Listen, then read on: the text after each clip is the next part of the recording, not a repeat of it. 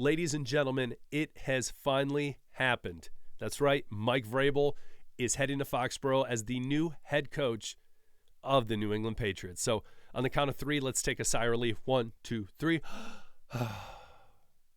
And I just want to do that honestly so I could hear myself breathe out my nose for once, because I haven't been able to in like the past week. But that being said, today on this episode, we're going to be talking about Mike Vrabel heading to Foxborough and what that's going to look like, especially with his time with the Titans, transitioning what he did there, possibly seeing what he could be doing for the Patriots, as well some colossal moves the Patriots could be making coming this offseason, probably coming in within the next couple weeks.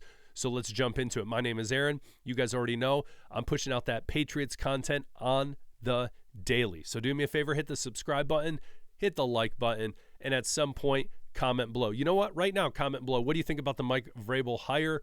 Does it make you feel good that it's out of the way, it's done, and we can move forward? I want to hear from you. I feel great about it. That's all I got to say. So that being said, let's jump into it. As we know, Mike Vrabel hired, new head coach. He's coming back, baby, and it's going to be great. So a lot of people had a comment, a lot of former Patriots, Matt Castle out there, Gronk out there, basically saying, hey, smart hire. He's a leader of men. He's gonna, the one thing I've heard the most is he's gonna keep people accountable.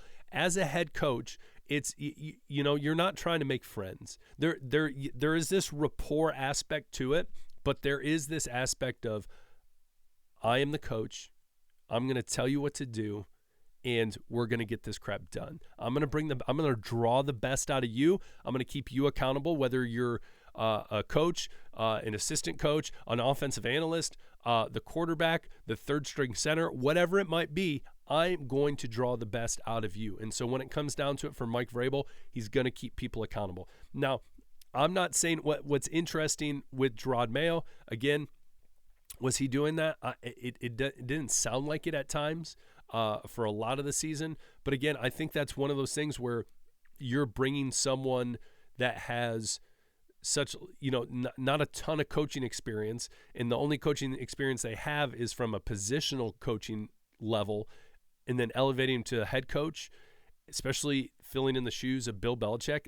That's a tall drink of water. So again, I think Mike Vrabel coming in saying, hey, I'm going to be accountable. I'm going to flip some tables over. Heads are going to be rolling, but we're going to do this thing right. So I respect that a ton. As well with Vrabel, what we're going to be getting is someone who is experienced, and we've talked about this before. Whether you respect the time he had with the Titans or not, a lot of people have said, listen, the AFC South is kind of trash. Well, you know, whatever. Regardless, he made the playoffs 3 times in a row. The time he made it 9-7, made it all the way to the AFC Championship game, lost to the Kansas City Chiefs.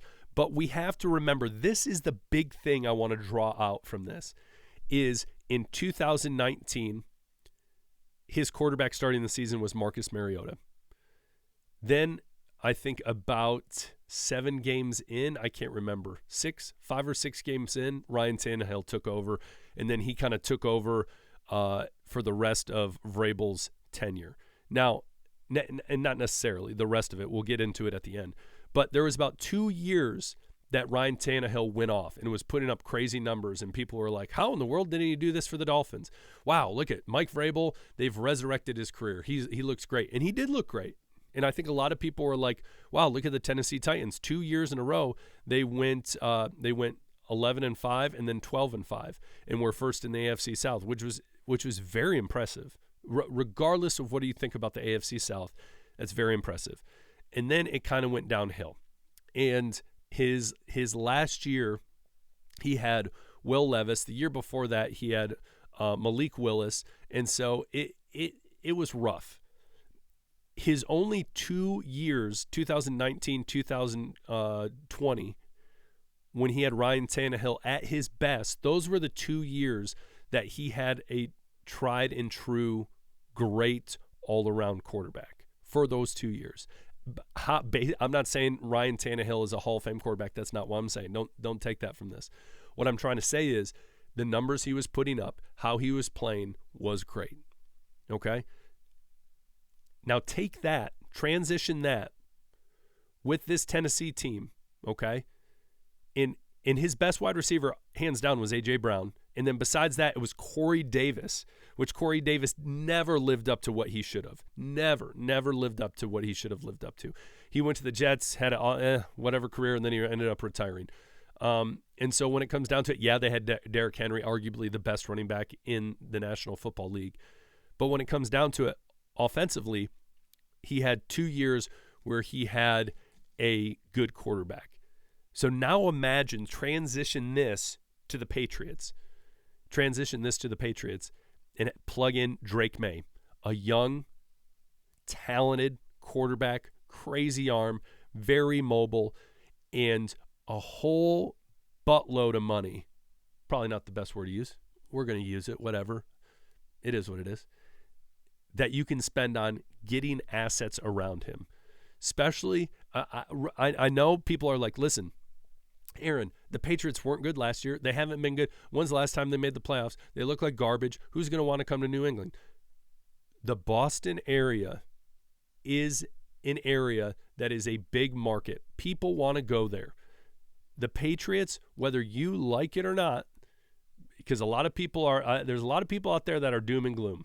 Oh, we suck. No one wants it. Listen, no. Here, I'm a glass half full type guy. It wasn't that long ago the Patriots were still in their dynasty, dominating, winning Super Bowls. Do not forget that. People want to come to storied organizations like that still. With a coach coming in with the record of Mike Vrabel, people are going to be coming. Now, Patriots are going to have to pay people, that's for sure, but they're going to be coming. So do not worry about that. But that being said, I really think you put Vrabel in a position where they get a good offense going. They can work on the defense, put some other pieces there, and they can get this thing churning. All right? Again, I think they can surprise some people, even this upcoming year, depending on how the offseason looks. But again, be prepared to be surprised. I think a lot of people are going to be surprised this offseason. Now, the big question is these colossal moves that the Patriots can make, and I'm sorry it's taking me so long to get to that, would be one of two things. First, we talked about it yesterday, was Josh McDaniels being hired as the offensive coordinator. I'm starting to see that more and more as a massive possibility. The reason being is, again, he's had 2 stints as a head coach that have failed. Again, I don't think he's been put in the best situations or given enough time, kind of like in Denver, but he kind of gets that when you draft Tim Tebow. No disrespect to Tim Tebow. I love Tim Tebow. But not first-round talent at all. Anyways, that being said, when it comes first-round leadership, but that's usually not why they draft people. But anyways, when it comes down to it, he wants to resurrect his career. Come back to New England, dominate as offensive coordinator, bring Drake May under your wing, and get a couple years under your belt, handful of years, and then I guarantee you he will be back in the talks of, hey, this guy could be a head coach again. I guarantee it. So I think that is going to come into fruition. I think that's going to happen. Second, I think that Shane Bowen, excuse me, Shane Bowen, defensive coordinator for the New York Football Giants. We know the Football Giants are in a disarray. They look like trash. They're not good. What's going on there? But when it comes down to it, he was the linebackers coach, then the defensive coordinator for Mike Vrabel in Tennessee, and did some great things there. So, again, I think Mike Vrabel, if anyone, could convince him to leave the New York Football Giants and come to New England and play. Now, granted, a lot of these coaches, a lot of people are very competitive. You know, Shane Bowen, he might be in a position where, hey, you know, if Dable loses his job down the road, then who's to say Shane Bowen isn't next up in that position, barring he does a good job, obviously, as the defensive coordinator. But again, it's also those things too where it's like, hey, I took this job. I want to show loyalty.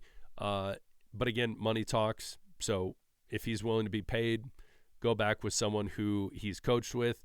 Who knows? It'll be interesting to see. But again, 2 colossal moves. Josh McDaniels. Yes, I see that happening more and more by the day. Shane Bowen would be huge. So tell me what you guys think. Comment below. Love to hear from you guys. Again, enjoy Wildcard Weekend, the rest of it. And you know what?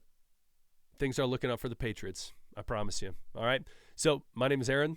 We'll talk later. Hit that subscribe button on your way out. Peace.